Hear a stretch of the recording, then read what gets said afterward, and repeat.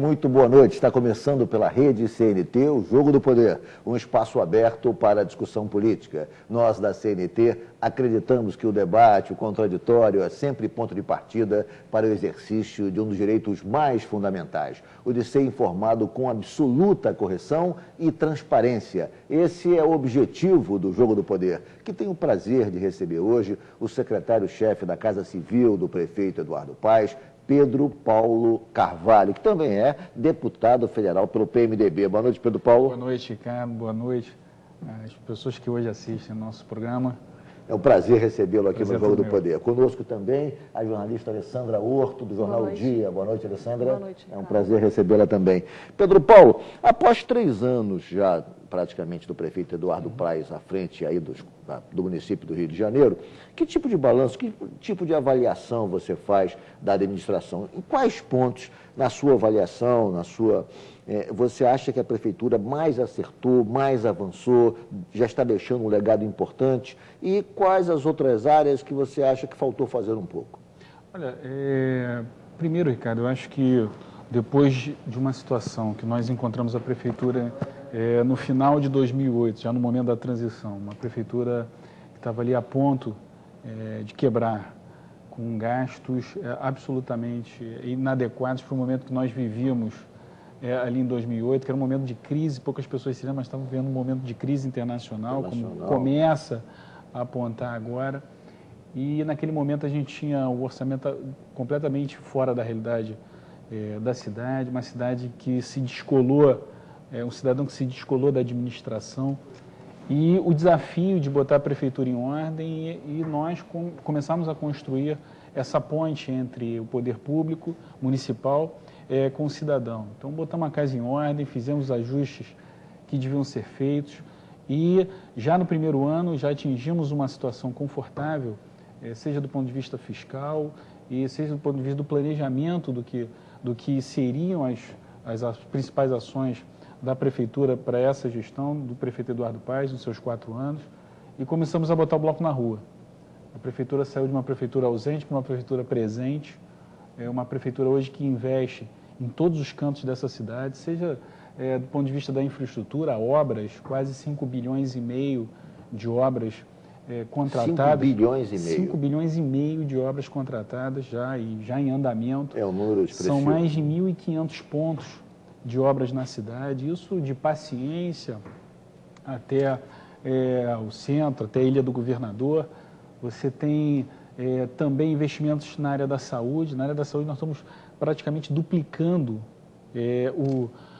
os gastos na área da saúde, investindo não só nas unidades existentes, como novas unidades, como UPAs, como as clínicas da família, que é atenção básica, investimentos na área de educação. A educação tinha um problema, uma estrutura física já, de certo modo, ajeitada, mas com problema de qualidade. Investimos fortemente na área de educação com a secretária Cláudia Coxinho. Os resultados já começaram a aparecer dos nossos alunos do ensino fundamental. Então, assim, em várias frentes. Você acha que falta fazer alguma coisa, que seria, digamos, até, daria até oportunidade para que se discutisse, que se lançasse a ideia de se ter mais um mandato do prefeito Eduardo Paes, para se ter, então, a conclusão desse processo? Claro, não existe governo perfeito, não existe um governo que não tenha outras agendas para serem feitas, e governar é escolher prioridades. Nós, de forma planejada, escolhemos as prioridades dessa primeira gestão em diversas áreas, mas tem determinados pontos que você não consegue avançar tanto num primeiro momento. Por exemplo, você está aqui uma área que era extremamente problemática, que nós tivemos muita dificuldade para conseguir encontrar um caminho, a área de transporte.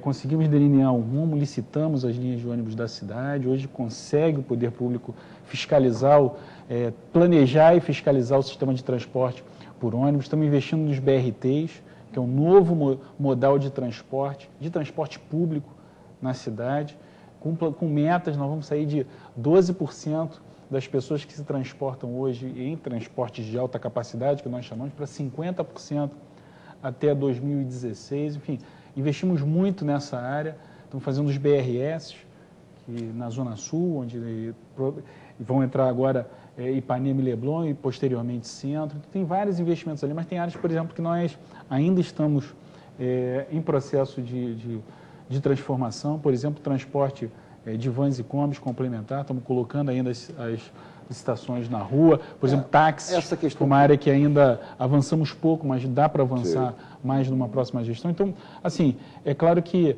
serviço público, gestão pública é escolher prioridades e a gente escolheu algumas, mas certamente ainda falta fazer muito mais. Você falou ainda há pouco sobre licitação de linhas de ônibus. Eu acho que é a primeira vez na história do Rio de Janeiro que se faz licitação de linhas de ônibus. Nunca houve na história. Porque o que se tem notícia é que havia uma prorrogação ad eterno das concessões precárias que os empresários tinham. Isso ia rolando e tal, com o beneplácito, enfim, da própria Câmara de Vereadores, havia uma complacência e não se chegava a essa situação ideal, que é você licitar e ter, explorando a linha, aquele que melhor serviço, melhor proposta ofereceu ao município. Quer dizer, foi um avanço a questão da licitação, não foi? Um avanço brutal. Você imagina não ter contrato.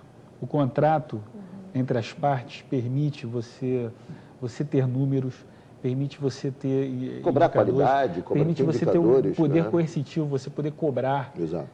Não existia isso na relação prefeitura com o sistema de ônibus. A gente não fazia ideia quantos pontos de ônibus tinha, quantos ônibus circulavam, qual era a quantidade de passageiros que circulam hoje nos ônibus. Hoje a gente chegou a tal ponto que nós conhecemos esses números que são básicos, mas a um nível de sofisticação.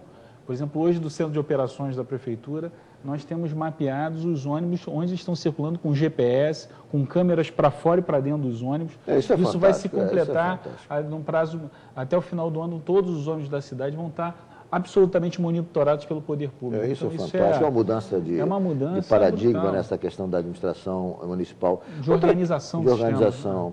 Quem anda pela Zona Oeste, eu sempre digo isso, quer dizer, tem um impacto muito grande porque viu um conjunto de obras que não se via há muitos anos no Rio de Janeiro. Talvez o morador da Zona Sul, que circula ali em Ipanema, não tenha noção, porque lá pouco tem que se fazer. Não há muitas frentes, não há muitas demandas, a não ser a questão da segurança, que é uma questão estadual e tal, mas não há, enfim, uma demanda de serviço público muito imediata. Agora, quem vai para a Zona Oeste, quem trafega para Santa Cruz, Campo Grande, Barra da Tijuca, tem um choque, porque a cidade naquela região está em obras, que na realidade são canteiros e mais canteiros de obras, a começar pelos grandes corredores. O Transolímpico, que faz a ligação lá com o Deodoro até a Barra da Tijuca, Transcarioca, Barra da Tijuca até o Galeão, e a outra também, que é a Transoeste, que vai até Santa Cruz, da Barra Santa Cruz. E esses grandes corredores, eles vão por fim aquele famoso gargalo que a Barra da Tijuca apresenta, porque a despeito da inauguração da linha amarela, a Barra ainda é um grande gargalo. Sair e entrar na Barra é um exercício complicado até hoje, né? É um exercício complicado porque você não tem transporte público, né? E hoje nós temos dois grandes investimentos naquela região da Barra, Recreio, que beneficia também Jacarepaguá, que são os BRTs, e o investimento da linha 4, que é um passo decisivo para que se melhore aquela situação de trânsito, porque não adianta simplesmente fazer alças ou novos viadutos, projetos viários ali que não se resolve o problema. Mas uma coisa que eu queria dizer, importante, você ressaltou aqui, há obras em toda a cidade, principalmente na Zona Leste, não, obras também na Zona Norte. Tem um investimento nosso da Prefeitura também, e isso por determinação do prefeito, no subúrbio da cidade, uma região que foi absolutamente esvaziada economicamente. Quem não se lembra como é que era o nosso subúrbio, com indústrias, com famílias, com qualidade de vida. Eu vim do subúrbio também, eu vim do Caxambi, e eu via como meu pai, como meus avós viviam ali, e hoje como é que ficou abandonado. E aí tem um forte investimento também em todas as áreas da Zona Norte para se recuperar, para trazer de volta o subúrbio carioca para um nível de qualidade de vida. Secretário, tanto a implementação dos BRTs quanto a revitalização do subúrbio da cidade também tem impactos nos âmbitos habitacional e econômico, né? Claro. Vocês já têm um estudo disso? Qual é o impacto que essas áreas vão receber nos próximos anos? Não há dúvida. Agora, Alessandra, é claro que, por exemplo, um investimento como a Transoeste, você tem toda uma modificação no custo da terra, no custo habitacional, nos investimentos, na decisão das pessoas em morarem perto daquela via, ou aqueles que pensavam em se mudar para outros lugares, tomarem a decisão de ficar nesse lugar, porque ganhou uma possibilidade de transporte barato, eficiente, transporte público. A cidade está vivendo, nesses próximos 5 anos, talvez um volume de investimentos que poucas vezes viu na sua história, por vários motivos, pelo acerto dos governos, pelos eventos que estão programados para a cidade, Copa do Mundo, Olimpíadas. A gente estima que a gente vai viver uma espécie de quase 30 anos de investimento público em 5 anos. Isso muda completamente essa lógica espacial, econômica da cidade. A gente tem acompanhado isso. É difícil você ter uma previsão exata de, não, o custo aqui vai subir, o crescimento populacional vai se deslocar de tanto para tanto, até porque medir esse impacto nessa velocidade dos investimentos não é um processo simples. Mas a gente tem acompanhado como é que está esses deslocamentos, mas uma coisa importante, a gente está investindo muito também, além da Zona Oeste, que foi a região que mais cresceu na nossa cidade, mas investir muito na Zona Norte, para que a gente não perca, não se continue perdendo as pessoas saindo da Zona Norte para ir, por exemplo, se ocupar em favelas ou tentar se aglomerar ainda mais longe ainda na Zona Oeste e precisar cada vez mais de investimento. Eu vou fazer um rápido intervalo e voltamos em 1 minuto com o secretário-chefe da Casa Civil da Prefeitura, Pedro Paulo Carvalho. Voltamos com o Jogo do Poder, hoje contando com a participação de Alessandra Horto, do Jornal O Dia, e recebendo o secretário-chefe da Casa Civil do prefeito Eduardo Paes, Pedro Paulo Carvalho. Pedro Paulo, a gente está aqui fala em BRT como se todo mundo conhecesse, todo mundo soubesse exatamente que sigla é essa. Vamos explicar para as pessoas, didaticamente, o que vai acontecer na vida delas a partir da inauguração desses corredores. O que seria exatamente o BRT que vai ligar a Barra ao Galeão, a Barra a Deodoro, a Barra a Santa Cruz. Na realidade, é um novo corredor viário. Explica em detalhes para os telespectadores, porque a gente fala aqui, nós sabemos o que é, e partimos do pressuposto que todo mundo sabe. Eu sei que não sabe. Se você, um dia desse, uma pessoa muito ligada a mim, uma empregada próxima a mim, BRT, o que é isso? Quer dizer, é uma sigla para a maioria das pessoas. Vamos traduzir isso de maneira mais clara para que as pessoas tenham noção da grande mudança que terão em suas vidas a partir da inauguração dessas obras. Tá, não, primeiro esclarecer o que é BRT. BRT é uma sigla em inglês do sistema de transporte, se chama Bus Rapid Transport, e que ele significa corredores exclusivos para ônibus que são ônibus de alta capacidade de transporte, ônibus que são ou triarticulados, que são aqueles ônibus com aquelas sanfonas no meio e que tem uma capacidade de transporte como um vagão de trem, e que nas faixas exclusivas e pela velocidade que é possível por essa faixa ser exclusiva e liberada só para os ônibus, eles transportam como um trem, como um metrô. Também há uma diferença importante desse sistema, de um sistema tradicional de ônibus, é que onde essas vias passarem, todos os outros ônibus vão ser retirados dessas vias. Aquele será o único meio de transporte. A entrada no ônibus também é diferente. Hoje, para você entrar no ônibus, você entra dentro do ônibus, você passa o seu cartão Rio Card, o bilhete único, você paga a passagem dentro do ônibus. No BRT, as estações são fora, como no trem e no metrô, que permite uma circulação muito mais rápida. Então, nós estamos falando de grandes corredores na cidade, onde vão transportar quase 30% das pessoas que se utilizam de transporte público num sistema rápido, barato e com conforto de metrô. Todos eles com ar-condicionado, com qualidade de transporte e com impacto no meio ambiente também, tá, Ricardo?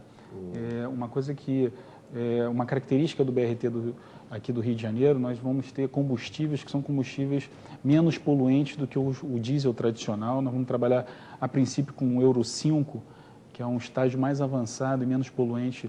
Isso significa também um ganho ambiental para a cidade. E ainda estamos estudando outras formas de transporte, ecologicamente ainda mais adequada, mais sustentável. Tá? Essa questão da sustentabilidade também tem muito a ver com o evento que nós vamos receber ano que vem, o Rio +20. Claro. Você pode falar um pouquinho sobre isso? Claro, é um evento importantíssimo para a cidade. Eu acho que compõe esse calendário, super calendário que a cidade tem. São quase 100 chefes de Estado aqui no Rio de Janeiro. Um evento 20 anos depois da Rio 92. Eu acho que a cidade também, como hospedando esse evento, o compromisso de apresentar para o mundo, né, quais são as suas soluções na área ambiental, suas soluções de sustentabilidade. Afinal de contas, nós somos uma grande metrópole e que convive com os problemas de qualquer metrópole no mundo, ainda mais problemas de uma metrópole de terceiro mundo. Então, por exemplo, soluções como nós estamos apresentando do BRT, com as soluções que podem ter até ônibus de hidrogênio, ônibus elétrico, para que esse BRT seja o BRT mais verde do mundo. Nós estamos fazendo também investimentos na área de lixo. Você conhece bem, Alessandra, hoje o aterro de Seropédica já começou a receber uma quantidade expressiva, quase 10% do lixo da cidade. O cronograma nosso é que até ano que vem, antes mesmo da Rio+20, a gente feche definitivamente Gramacho, ponha fim a esse passivo ambiental, num aterro ultramoderno, um dos aterros mais modernos do país, absolutamente adequado do ponto de vista ambiental, controlado e que com aproveitamento de energia. Então, acho que também eu acho um pouco do cartão postal ambiental que a cidade quer apresentar na Rio+20. Eu vou aproveitar esse gancho da Rio+20, especificamente sobre a localização do evento que vai ser aqui na região do Porto, para discutir um pouco, para trazer a questão da revitalização do Porto do Rio de Janeiro. Parece que o evento vai se dar ali, e ali está se dando também um grande processo de mudança daquela região, antes degradada, antes abandonada, antes efetida como só uma parte da memória da história do Rio de Janeiro, e hoje me parece que já começa a ganhar uma expectativa de vida, uma expectativa de renascimento, como aconteceu em várias cidades, inclusive aqui em Buenos Aires, lá no Porto Madeira, que é o exemplo aqui mais próximo que a gente tem. Eu consideraria, acredito que a revitalização do Porto, Ricardo, eu acho que junto com as intervenções de BRT, dos BRTs, eu acho que na cabeça do prefeito...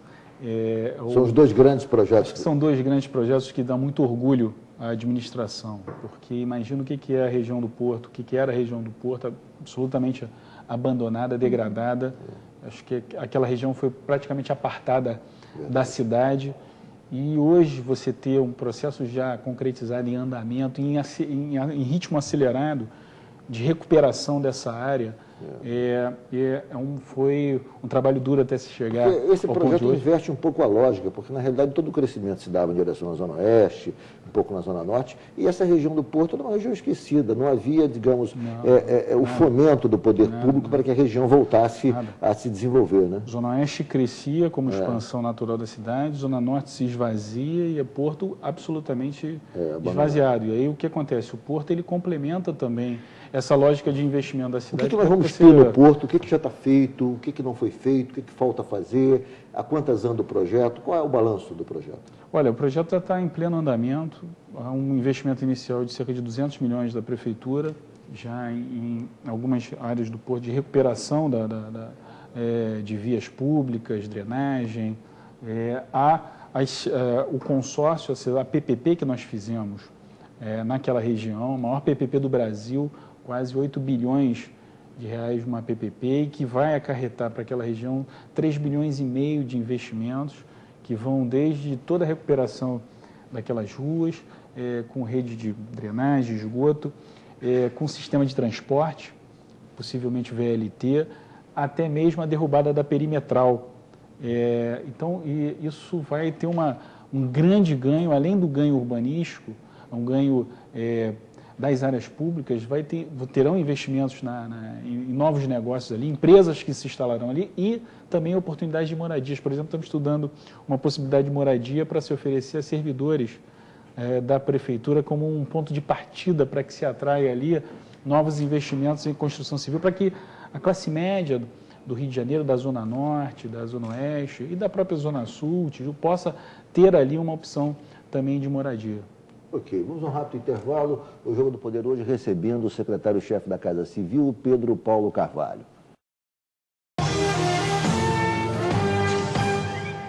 Voltamos com o Jogo do Poder, hoje contando com a participação da jornalista Alessandra Horto, do Jornal Dia, e recebendo o secretário-chefe da Casa Civil, Pedro Paulo Carvalho. Pedro Paulo, além, obviamente, dos projetos de mobilidade urbana, BRTs, enfim, que a Prefeitura está implementando, Há outros projetos e um deles eu acho que é muito importante porque primeiro, ele mostra essa participação, esse azeitamento, esse afinamento entre a Prefeitura e o Governo do Estado, ou seja, em benefício da população. Ele se dá nas áreas pacificadas pelas UPPs. A Prefeitura entra uma invasão de ordem, uma invasão de cidadania, com vários serviços nas áreas que foram pacificadas. Eu queria que você falasse um pouco para a gente sobre isso. Quer dizer, na realidade, há o projeto Morar Carioca, enfim, há vários projetos que são desenvolvidos nas áreas pacificadas. Isso tem o lado concreto dos resultados do projeto, mas isso tem essa outra leitura que mostra como a população ganha com esse afinamento entre os poderes públicos. Isso é um conceito, acho que vital, e acho que é uma mudança de paradigma na cidade. A cidade sempre foi palco de dissonância, de disputa entre prefeito, governador, presidente. Eu acho que esse momento de união, ele favorece, cara, a gente poder potencializar investimento público. E outro dia eu teve uma crítica no jornal dizendo que que a prefeitura estaria equivocadamente investindo, ajudando ao governo do estado a pagar bônus para os policiais que estão em áreas pacificadas. Eu respondi o seguinte: não, nós vamos aumentar o valor de todos, sempre que o governador nos solicitar, o prefeito, nós vamos estar à disposição para aumentar essa bonificação, para nós estarmos investindo ainda mais. Essa convergência de política pública é fundamental. É fundamental. Né? Pergunte aos nossos amigos que estão em casa se eles querem saber se quem paga mais o salário do policial, se é o governo do estado ou se é a prefeitura. É a mesma coisa que o mosquito da dengue.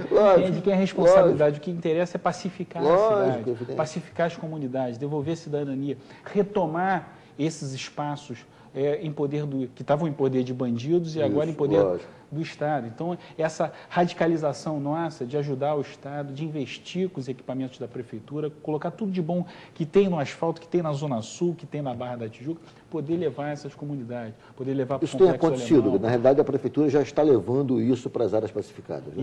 Investindo em infraestrutura, como os projetos Morar Carioca, investindo em saúde, colocando clínicas da família, atendendo 100% da população com atenção básica, investindo em educação, investindo com serviços do cotidiano, com LURB, aumentando o efetivo, utilizando mais equipamentos nessas comunidades. Eu acho que isso é uma função que o prefeito tem sido insistente para todos os secretários, para que a gente não meça esforços para disponibilizar serviços públicos nessas áreas pacificadas. Secretário, a execução desses projetos está ligada diretamente ao desempenho do servidor, desde aquele que vai para a rua ao que trabalha na logística dentro da sala. O senhor já implementou a política de pagamento de bonificação por desempenho, mas o senhor já vai avançar na qualificação, na capacitação desses servidores que estarão envolvidos nesses grandes projetos até 2016? Isso é uma preocupação permanente, Alessandro. Você não consegue ter uma boa empresa se os seus funcionários não estiverem qualificados e bem remunerados, reconhecidos por aquele trabalho. Imagine numa prefeitura em que nós recebemos ela com 12 bilhões de reais de orçamento, estamos terminando o último ano com 20 bilhões de reais, praticamente dobramos o tamanho da prefeitura, entregando, como eu disse aqui no primeiro bloco, 5 bilhões de obra, 1.500 pontos. Imagina o que é as nossas preocupações com a entrega disso. Isso é diretamente ligado ao servidor. Nós mantemos uma política de remuneração do servidor que já existia, todo ano há reajustes para esse servidor. Estamos resolvendo pontualmente algumas áreas que tinham problemas e implementando a meritocracia. Não basta só remunerar todo mundo de forma igual, você tem que remunerar mais também quem quer fazer diferente, quem quer buscar excelência tem que ser reconhecido, para que isso sirva de um efeito exemplo, para que todos passem a cumprir melhor suas funções. Nós gastamos 120 milhões de reais no segundo ano com bonificações, com um acordo de resultados. Vamos gastar no ano que vem cerca de 150 milhões de reais nesse projeto, buscando essa excelência. Isso sem abrir mão de concursos públicos em todas as áreas, na área de educação, na área de saúde, na área de assistência social, para que não tenhamos esse problema do apagão de mão de obra que existe na iniciativa privada, mas que a prefeitura possa ter algum tipo de problema. Por exemplo, garis, a gente falou aqui do que significa os garis nas comunidades pacificadas. O gari é uma categoria que nós estamos valorizando muito, nós aumentamos quase 50% o salário do gari. Então, essa preocupação é uma preocupação permanente, seja do ponto de vista do mérito, da qualificação do servidor, seja do ponto de vista da sua remuneração para o seu dia a dia. O Rio está se conceituando, Pedro Paulo, como uma cidade inteligente. Na realidade, o centro de operações da Prefeitura, eu acho que é um exemplo rematado desse avanço na inteligência da gestão, tecnologicamente falando, de uma cidade. Eu queria que você falasse um pouco para a gente desse centro de operações e também do serviço 1746, que é um serviço muito útil para o cidadão e talvez aquele que esteja nos assistindo não saiba da extensão desse serviço. O que aconteceu na Prefeitura, só para a gente contextualizar, Ricardo, quase 2 décadas de investimentos em tecnologia na Prefeitura do Rio, mas eles foram voltados, independente do tamanho, da crítica do tamanho ou não, eles foram voltados para as atividades meio, para as atividades que a gente chama de formais ou formalísticas da Prefeitura. E agora, com essa gestão, nós estamos focando esse investimento, sem descuidar dos controles que a Prefeitura precisa, que o Estado precisa, que o gasto público precisa, transparência, regularidade e tal, mas investindo agora em tecnologia também com foco no cidadão, no nosso principal cliente.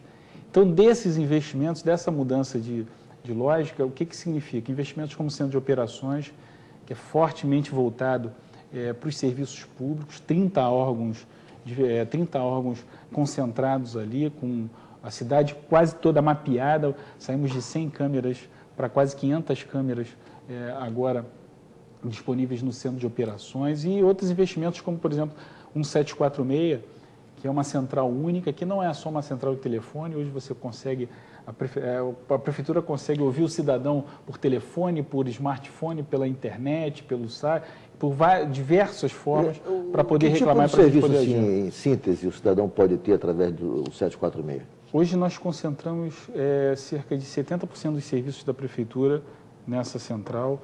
São mais de 300 serviços que vão da informação do IPTU, a troca de lâmpada, ao sinal apagado, a varrição, ao carro estacionado irregularmente, mas com uma diferença.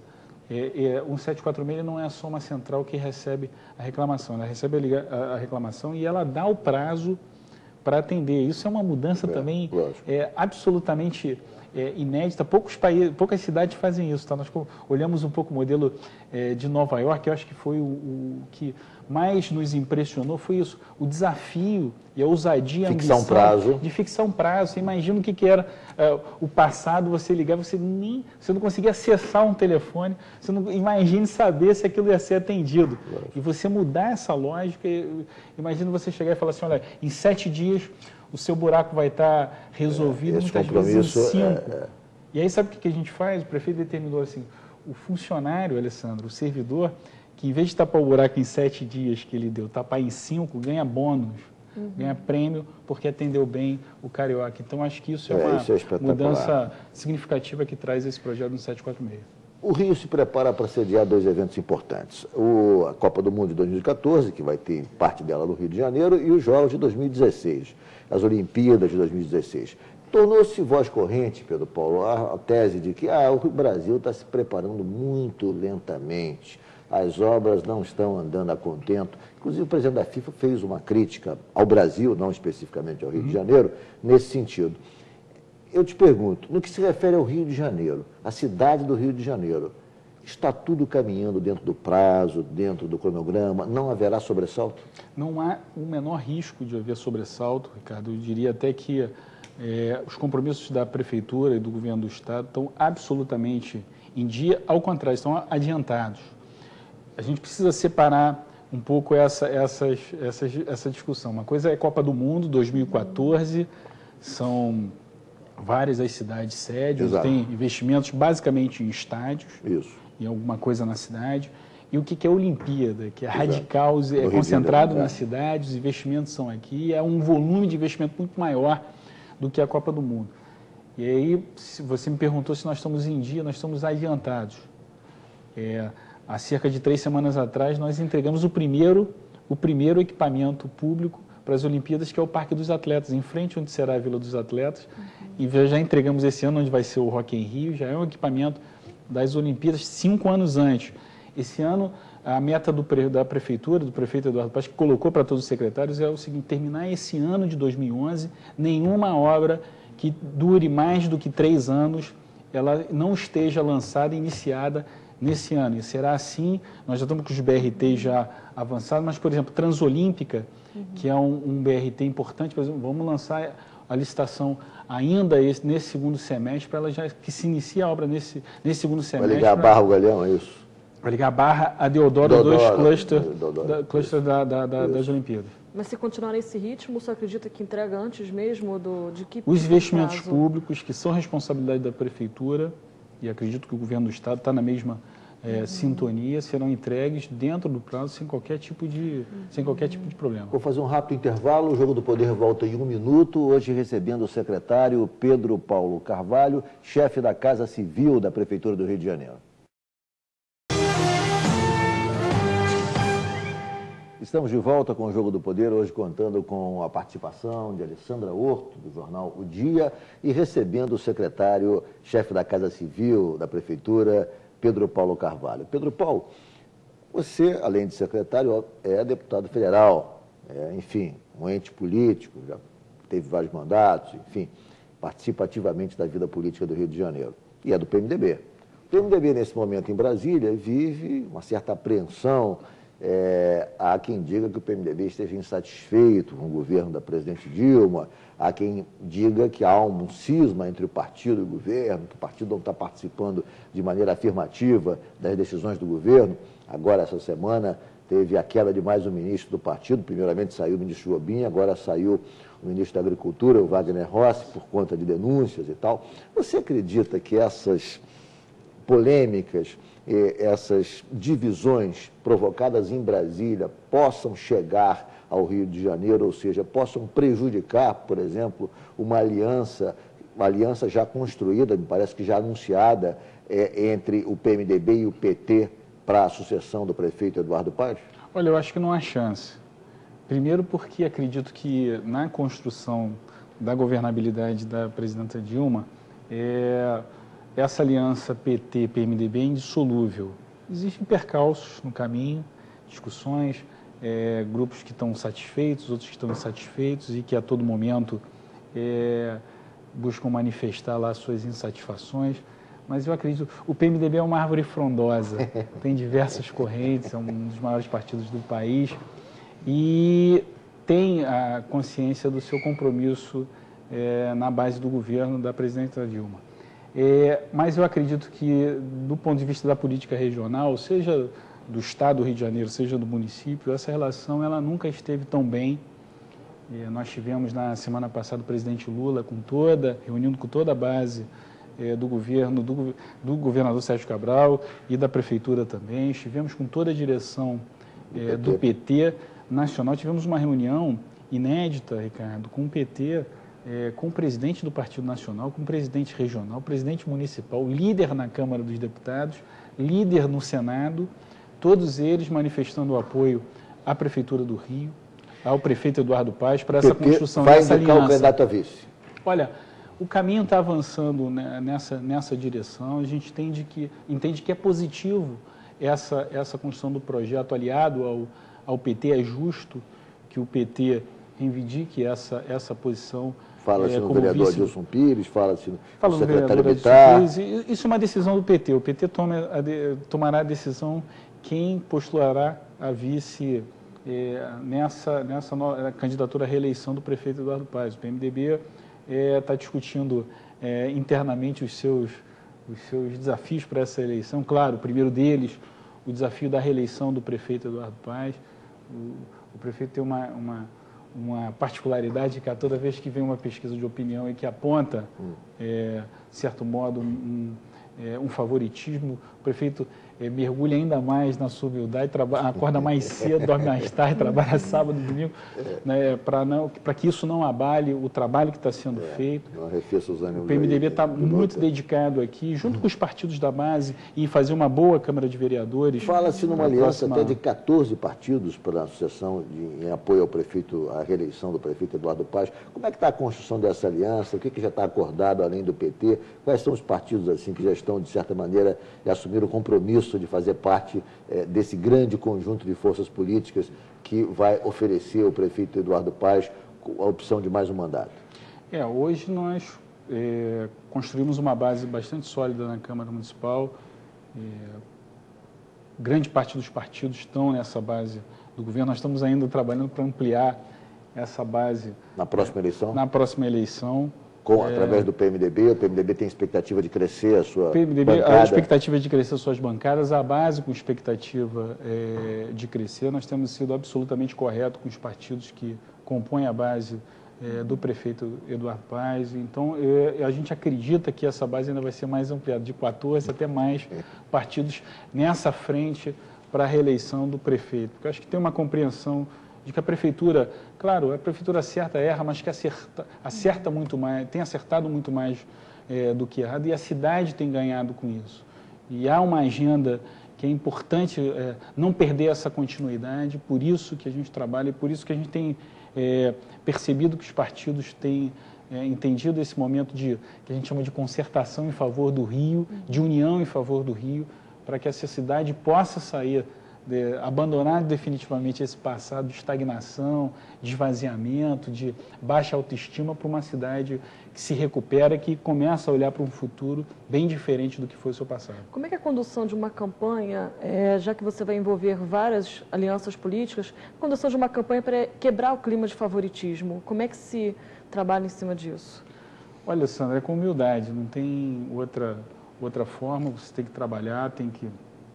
É claro que campanha é campanha, você tem que ir para a rua, tem que botar o bloco na rua, mas o prefeito, eu acho que tem a absoluta consciência que eleição é eleição.